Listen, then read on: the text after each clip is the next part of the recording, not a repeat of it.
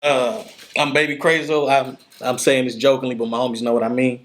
I'm the King Griffey Jr. This shit. Yeah, make video. You know, this is for sure. Yeah, make video. Open your soul, represent your ghetto, baby. Yeah, make video. You know, this is for sure. Yeah, make video. Open your soul, represent your ghetto. Hold up.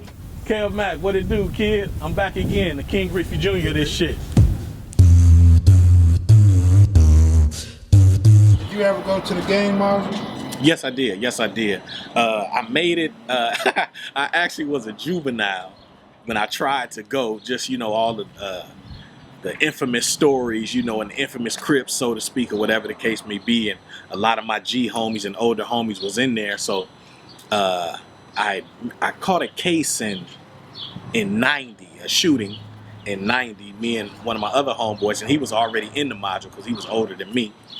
And I gave him a fake birthday and all that stuff, and I made it all the way up to 4,700. I remember one of the jailers back then. They had them jailers. They had the light blue and dark blue pants. He was on swole, big old swole food. He looked at me. He was like, "Man, where you from?" Like, "I'm from Raymond Avenue, Crip." And he was like, "Man, how old are you?" I was like, "I'm 18." And he was like, "Man, sit over there to the side." And so as I had my bedroll and all that, they sent me down the booking front, reran my name and all that. Found out I was a juvenile, but I was in there for about 6 days. I didn't get into no kind of activity or nothing like that. You know what I'm saying? And it was probably another way of God showing me that, he had another plan for me, because that was definitely the jungle in there. So as a kid, what made you want to go into the module with all those grown adults? Man, I was like I said, on my pop side, I got a cousin that's also from my neighborhood, and then on my mom's side, I got family and they down moves. So it was always that gangster type of thing going on within my family, and also pops was a old. He was a gangster, Rolling Stone, wherever he laid his hat was his home type of dude, BGF and all that kind of stuff. And then just being fascinated with the life and seeing that right outside your doorstep, so to speak. It is what it is, growing up in the ghetto. Explain to the viewers what it was like sitting in court with your life on the line. For the first time in my life, I realized that it was definitely beside God, other people can have control in your life, and I definitely didn't like that feeling. You sitting there in the courtroom, and everybody else is basically deciding your fate, so to speak. You got a district attorney who's painting you as a monster, and you got a lawyer, your attorney, that's trying to paint you as a regular human being or a normal citizen. So it's definitely different when you're a grown man and you've been doing things on your own pretty much your whole life, and now all of a sudden you don't really too much have a say-so. How much time was you looking at? I was looking at 33 years to life. Was there ever a time when you felt like you was living through a nightmare? Oh yes. Going in and out those courtrooms, being inside those modules and dealing with all the mess that jail had to offer. And then once trial came on a daily basis, going back and forth to trial, it was definitely a nightmare. Tupac has a song, Dear Mama, where he says, and who thinking elementary? Hey, I see the penitentiary. So yeah, most definitely. So where did they have you housed at? I was on the 2000 floor. I was on the Twin Towers. So they basically moved you all. Yeah, I was moved around, and then once the racial riots kicked off, I was going back and forth to Wayside, and I wound up getting banned from Wayside because I kicked off a couple of riots in a few dorms, and they told me I was no longer welcome in their facility. Did the district attorney offer you any deals? Yeah, I fought the case for 2.5 years before it was adjudicated. The DA offered me 21 years, 11 for manslaughter and 10 for the gun, and I just couldn't see myself taking that. You was talking about seeing the family in the courtroom? Victim's family. Yeah, like I said, we were waiting for the judge to come. He happened to be in late, I guess, back in chambers, whatever the case may be. I was turning around saying, hey, certain family members I hadn't seen, in a while, and who were there for support. My mom's aunt, what I'm saying, different, like I said, different family members, girlfriend, whatever. And as I'm turning around, I happened to make eye contact with the victim's mother, along with other family members, but me and her caught eye contact, and I was giving no crazy looks or anything like that, because whether they on my side of the fence or not, I never disrespect my elders. And at that moment, as I turned back around to face back forward, I knew right then and there that this had to stop, because I'm turning around talking to my family, and they there in support of me, and at the same time, that side of the courtroom, as well as that man's mother, was there in support for him, but everybody had the same look on their face. One side of the courtroom had lost a son, and another side of the courtroom was about to lose one. What was going through your mind when the jury was in deliberation? It's all or nothing. I mean, because I know if they come back with a guilty verdict, my life as I knew it is over with. Everything that comes with jail or prison, I was wide open to it, and it was going to be a part of my life for the rest of my life inside those prison walls. How did you feel when the jury came back with a verdict? Well, the jury actually didn't come back with a verdict, but they came back with a hung jury. And I didn't care what the count was, 11-1, 10-2, 6-6. I didn't care what it was. I was happy. But at the same time, at that point in time, I wanted to get a not guilty. But I am glad that I didn't get a not guilty. What do you think it was that they was deadlocked on? Number one, I didn't have an eyewitness. I just really had somebody that wasn't minding their business. And, it was for how can I put this without really saying too much on the camera? There were some things that just couldn't be explained, but at the same time, I didn't have any witnesses against me. I had circumstantial evidence, as they say, my car and things like that, but I knew no one had actually seen my face. So right then and there at that moment, I knew that things had to change with me as far as the direction of my life. It was definitely a different experience, and glad that I definitely made it out of it, man. It was just recounting some of the things that was going on during the trial and things of that nature. It's just a relief to be blessed to be able to have freedom, have children and things of that nature. So, it was it's definitely not something that I wish on somebody. For parents, and I'm not sitting on here trying to be super parent or give people a parenting class, but please stay the course with your children. Don't give up on them, because we owe it to them to stay the course for them.